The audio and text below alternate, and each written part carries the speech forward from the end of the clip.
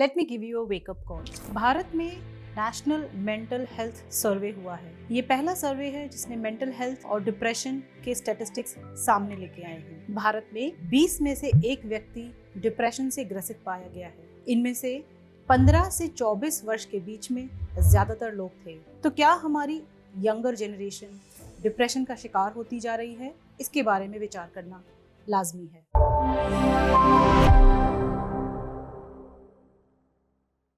नमस्कार, I am doctor Poonam Phogat और मैं साइकोलॉजी की प्रोफेसर हूँ दिल्ली विश्वविद्यालय में। Welcome to another episode of Joy studio where we will talk about depression, its features, myths around depression and how depression can be treated. मेरे साथ इसमें आज हैं डॉक्टर संगीता तनवर, जो एक क्लिनिकल साइकोलॉजिस्ट हैं और इंडिया में और बाहर इंटरनेशनली भी प्रैक्टिस करती हैं। Welcome. Thank you, Dr. Fogart, for inviting me to this podcast. Okay, let us start. अगर हम डिप्रेशन की बात करें, क्या ये सिर्फ सैडनेस होता है या डिप्रेशन उससे कहीं ज़्यादा होता है? डॉक्टर फोगाट, आजकल ये बहुत चलन हो गया है कि अगर कोई सैडनेस महसूस कर रहा है तो they use the term to describe the emotion as कि अरे आजकल मैं बहुत डिप्रेस्ड हूँ। डिप्रेशन एक क्लिनिकल डिसऑर्डर है, while sadness is like an emotion that's on a spectrum. तो sadness is not necessarily depression. Depression का एक डायग्नोस्टिक क्राइटेरिया है।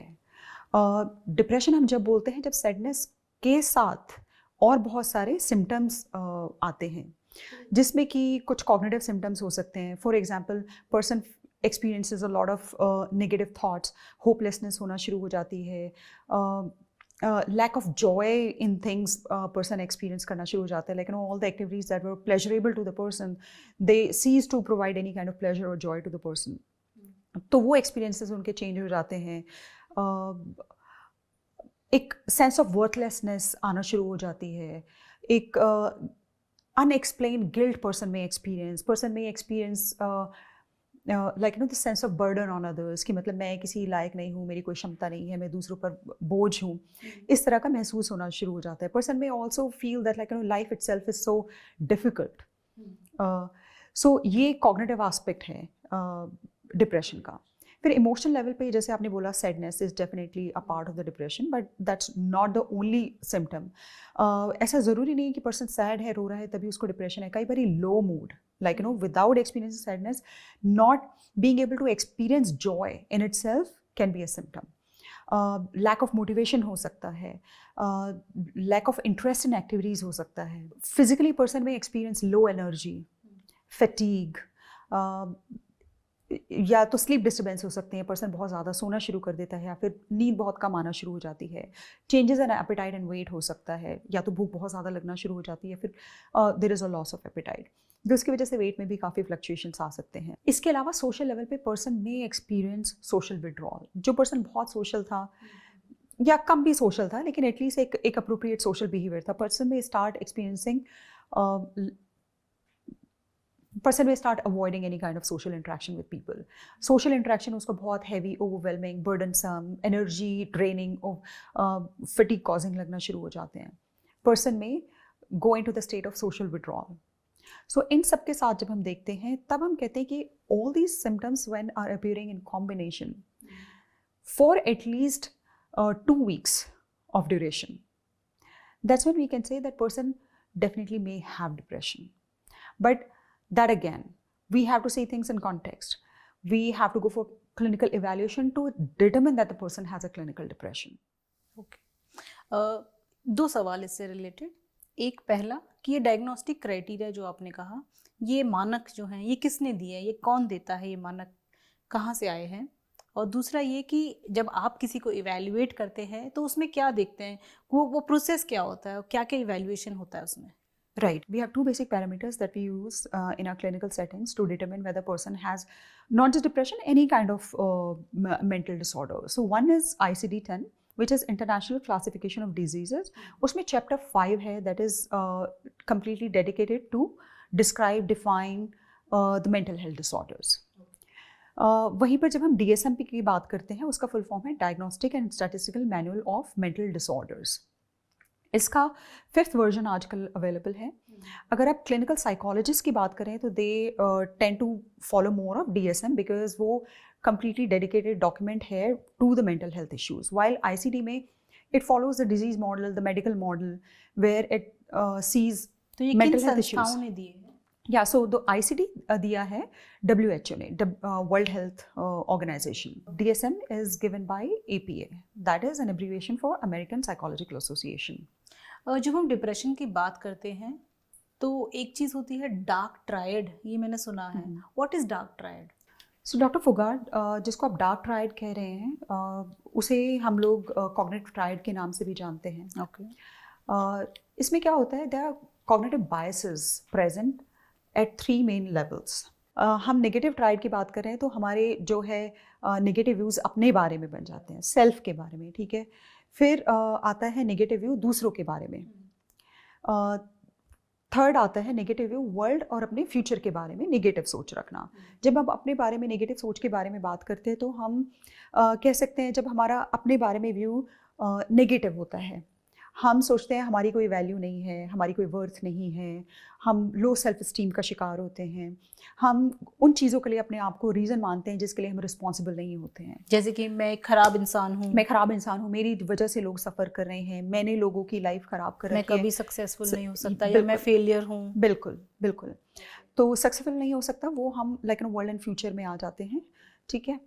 तो ये सारी चीज़ें इंसान का अपने बारे में सोचना, मैं केपेबल नहीं हूँ, मैं बर्डन हूँ, मैं दूसरों के ऊपर डिपेंडेंट हूँ। फिर आता है negative view about others, which is like others do not see me positively. वो मेरे बारे में अच्छे ख्याल नहीं रखते हैं, मैं उनके पर वजन हूँ तो वो मुझसे परेशान हैं, मुझे लाइक नहीं करेंगे, या मुझसे प्यार नहीं करना चाहिए उनको, गिवन मेरी जो अपनी सेल्फ वर्थ है उसके चलते। फिर नेगेटिव व्यूज़ और negative biases about the world and the future. World के बारे में जाने कि world is not meant for me, इस तरह के विचार आना। And in more extreme cases is also part of the suicidality, right, I don't belong here kind of a feeling. जैसे दुनिया में आजकल युद्ध चल रहा है तो दुनिया जीने लायक नहीं है, दुनिया जीने लायक नहीं है, दुनिया खराब है, बहुत ही एक नेगेटिव व्यू बन जाता है, ठीक है। और वो बहुत सिलेक्टिव बायसेस होते हैं। बायसेस कहते हैं इसलिए कि वो बहुत सिलेक्टिवली नेगेटिव व्यूज़ होते हैं, हम पॉजिटिव देखना बंद कर देते हैं। तो वर्ल्ड के बारे में, अपने फ्यूचर के बारे में होपलेस फील करना। तो इसकी शुरुआत कैसे होती है? क्या ऐसा व्यक्ति ऐसी इंफॉर्मेशन को चूज करके अपने दिमाग में बैठाता रहता है, इन्हीं चीज़ों का एविडेंस ढूंढता है सब जगह? ये कैसे शुरुआत होती है इसकी? तो अगर कॉग्निटिव पर्सपेक्टिव से हम जाएं तो कई बारी हमारे जो कॉग्निशन है, कॉग्निटिव स्टाइल्स को हमारे अर्ली लाइफ एक्सपीरियंसेस शेप करते हैं, ठीक है। अगर हमें अर्ली लाइफ एक्सपीरियंसेस तरह के रहे हैं या हमें जो स्ट्रेसफुल एनवायरनमेंट मिला है, so we start to do the selective abstractions of the negative information, जिसकी वजह से हमारी एक you can say एक आदत पड़ जाती है। बट कई बारी there can be a shift in the way you look at things. हो सकता है एक पॉजिटिव पर्सन पॉजिटिवली चीज़ों को देखता था, लेकिन suddenly either due to some loss that has happened recently, या फिर कुछ ऐसी घटनाएं आसपास लगातार इस तरीके से हुई कि उस पर्सन का पॉइंट ऑफ व्यू बदलने लग जाता है, चेंज हो जाता है। या फिर this could also be a part of the neurochemical imbalances that may start to happen, जिसमें कि प्योरली कॉज डिप्रेशन का न्यूरोकेमिकल भी हो सकता है। जब लगता है ना कि अच्छा सब कुछ ठीक चल रहा है, लाइफ में भी सब कुछ ठीक है, फिर सडनली ऐसा क्या हुआ कि that person started to feel depressed. तो ऐसी सूरत में ये नेगेटिव कॉग्निटिव ट्रायड बनता है, तब हमको डिप्रेसिव सिम्टम्स आना शुरू हो सकते हैं, हमारी सोच नेगेटिव हो सकती है। ओके। क्या बच्चों में भी डिप्रेसिव सिम्टम्स होते हैं या बच्चों में भी डिप्रेशन होता है? बच्चों में हालांकि अगर आप क्लिनिकल लेवल पे देखें तो we refrain from diagnosing children with depression so leniently, right. उनमें डिप्रेसिव सिम्टम्स डेफिनेटली हो सकते हैं, बट जनरली लेकिन उनकी कोमोर्बिडिटी होती है विद अदर हेल्थ इश्यूज़। तो येस, डिप्रेसिव सिम्टम्स का जो रेट है बच्चों में बढ़ रहा है विद टाइम। उसके मल्टीपल रीजंस हो सकते हैं, क्योंकि सोसाइटी थोड़ी डिस्कनेक्ट होती जा रही है। पेरेंटल इन्वॉल्वमेंट जो है चाइल्ड रेयरिंग में, वो थोड़ा कहीं ना कहीं हमें कम देखने को मिलता है, पेरेंटल सुपरविजन कम देखने को मिलता है। सोशल मीडिया का जो रोल है वो किसी से छुपा नहीं है। इट्स वेरी वेल एविडेंट कि people are connected more on the social media as compared to the actual personal connections. Right. तो बच्चों में ये सारी चीज़ें उनकी लाइफ का हिस्सा बनती जा रही हैं और उनको जो उनका इफेक्ट है वो डेफिनेटली बच्चों की लाइफ में वो ला रही हैं। ठीक है। अच्छा, जैसे हमने देखा है कि कोविड के दौरान काफ़ी लोगों ने अपने प्रियजनों को खोया है। ऐसे में जब कोई अपने प्रियजन को खोता है तो डिप्रेशन या जैसी फीलिंग्स आना बहुत लाजमी होता है। Yes. तो जिसको हम ग्रीफ बोलते हैं, ग्रीफ और सैडनेस, ग्रीफ और डिप्रेशन में क्या फ़र्क होता है? डॉक्टर फोगाट, ग्रीफ एक बहुत ही नेचुरल नॉर्मल रिस्पॉन्स है to any kind of loss that person experiences. Grief may feel like depression क्योंकि सिमिलर सिम्टम्स है, लाइक भूख प्यास नहीं लगना, नींद नहीं आना, और ज़िंदगी में रुचि खो देना, रोज़मर्रा के कामों में या फिर रोज़मर्रा जीने की की एक्टिविटीज़ इच्छा। में जीने की इच्छा कई बारी वो थोड़ी लो हो सकती है, मोटिवेशन कम हो सकता है, आप उस मेंटल स्टेट से गुजर रहे होते हो। लेकिन जो बहुत इम्पॉर्टेंट की डिफरेंस है इन ग्रीफ एंड डिप्रेशन, एक तो वो ये है कि ड्यूरेशन क्या है। Did it come in response to a loss? And is this response out of proportion? Right? For example, somebody has lost a loved one. तो of course, उसका grief होगा और उसकी stages हैं. Person will cycle through all those stages of a grief. But eventually क्या होता है? Person comes out of it. Comes out of it. ऐसा नहीं कि वो ग्रीफ कहीं चला जाएगा या ख़त्म हो जाएगा, but people grow their lives around that grief. एक सेम्बलेंस ऑफ नॉर्मलसी वो विद टाइम लेकर आते हैं खुद में, खुद की ज़िंदगी में और अपने आसपास। डिप्रेशन में होता है कि सिम्टम्स परसिस्टेंट रहते हैं, person is not able to shake off those symptoms. Grief in form of waves आता है। तो इनिशियली क्या होता है कि जो वेव्स हैं वो प्रोलॉन्ग्ड होती हैं, इंटेंस होती हैं, लंबे समय तक चलती हैं। विद पासिंग डेज वो जो वेव्स हैं वो लेस फ्रीक्वेंट हो जाती हैं, लेस इंटेंस हो जाती हैं, ठीक है। And gradually the peakedness of those waves start to flatten out little bit and frequency भी थोड़ा कम होती चली जाती है and people return to semblance of normality. Depression में क्या होता है कि ये वेव्स के फॉर्म में नहीं आता है। आप उदास हो, कम उदास हो, ज़्यादा उदास हो, राइट, वो इंटेंसिटी बढ़ती रहती है और वो परसिस्टेंट रहती है। तो ग्रीफ में भी क्या कोई दवा काम करती है? ग्रीफ में यस, आजकल जो साइकेट्रिस्ट हैं मूड को स्टेबलाइज करने के लिए, उन सिम्टम्स की इंटेंसिटी को थोड़ा रिड्यूस करने के लिए, वो जो डिस्ट्रेस का एक्सपीरियंस है उसको थोड़ा रिलीफ देने के लिए उससे मेडिकेशन का इस्तेमाल ग्रीफ पीरियड में भी करते हैं। लेकिन इसका रिजोल्यूशन अब एक स्टेट में ही पॉसिबल है, क्योंकि whenever the person would come back to his awakened state, conscious state, उनको उससे डील करना ही पड़ेगा। They have to cycle through all the stages of the grief. उसको बाईपास करना पॉसिबल नहीं है। ओके। एक शब्द हमने सुना है, स्माइलिंग डिप्रेशन। स्माइलिंग डिप्रेशन, क्या depression over achieving highly successful लोगों को जो हमेशा हंसते हुए हमें दिखाई देते हैं, क्या वो डिप्रेशन से सफ़र कर रहे होंगे या हो सकता है ऐसा पॉसिबल है, क्योंकि डॉक्टर फोगाट डिप्रेशन में भी ना कैटेगरीज होती हैं। जैसे आप लगा सकते हैं माइल्ड डिप्रेशन हो गया, मॉडरेट डिप्रेशन हो गया, सीवियर डिप्रेशन हो गया। ये कैटेगरी है जब आपको कॉम्बिनेशन ऑफ सिम्टम्स एक साथ दिखते हैं, some level of distress and dysfunction और इम्पेयरमेंट ऑफ डेली फंक्शनिंग आपको कहीं ना कहीं देखने को मिल रही है, ठीक है, कहीं ज़्यादा कहीं कम। फिर एक होता है परसिस्टेंट डिप्रेसिव डिसऑर्डर। इसमें क्या होता है, पर्सन लंबे समय तक इस प्रॉब्लम से सफ़र करता है, लेकिन उससे होने वाले जो डिस्ट्रेस और इम्पेयरमेंट है वो उतने विजिबल नहीं होता। Person may be leading normal day-to-day life, but without experiencing the joy and the purpose and the meaning, there is some persistent low mood, right? There is lack of joy in life. लेकिन हम चलते जाते हैं उसके साथ, we keep on growing our life around it. तो दो चीज़ें होती हैं लाइफ में कि या तो आप अब डेली लाइफ को एक you're flourishing. Okay. Eight individual level, mentally, emotionally you're flourishing. आप एक सेंस ऑफ वेलबींग को एक्सपीरियंस करते हुए लाइफ जी रहे हैं। Satisfaction, happiness in life, satisfaction है, हैप्पीनेस वाले मोमेंट्स में आपको हैप्पीनेस भी मिल रहा है, जॉयस मोमेंट्स में आप जॉय भी एक्सपीरियंस कर रहे हैं, कंटेंटमेंट भी आपको डेली बेसिस पे एक्सपीरियंस हो रहा है। एक स्टेट होती है पेरिशिंग, जिसमें आप कंप्लीट वो डीप डिच में जा चुके हैं, आपको अच्छा नहीं महसूस हो रहा है, ये एक्सपीरियंसिंग ऑल नेगेटिव इमोशंस। फिर एक स्टेट होती है बीच की लैंग्वेजिंग, ना तो आप उस एक्सट्रीम लेवल पर हैं कि आपको डिप्रेस्ड कैटेगराइज किया जाए, but at the same time you are not flourishing either, you are hanging somewhere in between. We are languishing, we are somehow pulling through, living day to day without experiencing any joy out of it, without experiencing any meaning or the purpose. बस हम एक auto pilot mode पे function करते जा रहे हैं while experiencing the pain at emotional level. Okay. What is the treatment of depression? इसका इलाज क्या है? डॉक्टर फोगाट, इसका इलाज डेफिनेटली पॉसिबल है, but again we tend to include integrative approach. जैसे माइल्ड टू मॉडरेट डिप्रेशन में कई बार क्या होता है कि psychotherapy can work in isolation, and I have seen that working myself. But अगर मॉडरेट टू सीवियर डिप्रेशन किसी को है, so it is advisable that we go for medication and psychotherapy in addition to certain lifestyle changes. So all those lifestyle changes would be part of behavior activation under the umbrella of cognitive behavior therapy. That would be the treatment for depression.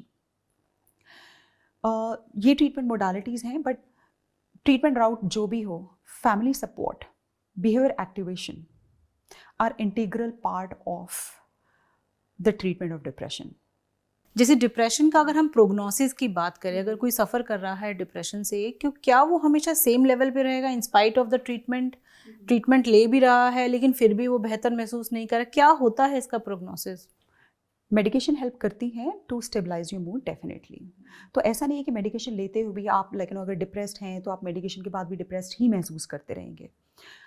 काफ़ी हद तक mood stabilisation आपका होगा with help of medication, but to resolve the depression completely, to get to the state of complete remission or recovery, we have to include other treatment modalities as well. इसमें हमको सारी चीज़ों को साथ लेकर चलना होगा, एंड इससे रिकवरी पॉसिबल है. बट ऐसा है कुछ मेंटल हेल्थ इश्यूज़ में, जैसे डिप्रेशन हो गया, एंजाइटी में हो गया, sometimes we develop certain tendencies. जैसे फिजिकल एलिमेंट की भी अगर बात करो, some people have tendency to develop seasonal flu more recurrently. Some people have tendency to develop UTIs whenever they're traveling and everything. तो हमारी कुछ tendencies बन भी जाती हैं, वो propensity होती है. तो चाहे हम डिप्रेशन से बाहर भी हैं, उसका मैनेजमेंट लाइफ टाइम करना पड़ता है. और ये नहीं है कि इसका मतलब ये है कि आपको लाइफ टाइम मेडिकेशन करना पड़ेगा या फिर आपको लाइफ टाइम थेरेपी लेनी पड़ेगी. बट ये है, you have to be watchful for the signs. Prognosis depression का अच्छा है.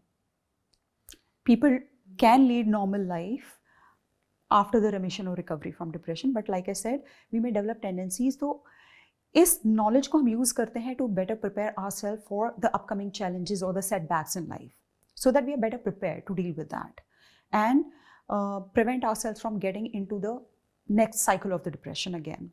मेरा अगला सवाल आपसे ये है कि कुछ कॉमन मिथ्स हमको बताएंगे, हमारे दर्शकों को बताएंगे, कॉमन मिथ्स जो डिप्रेशन से जुड़े हुए हैं.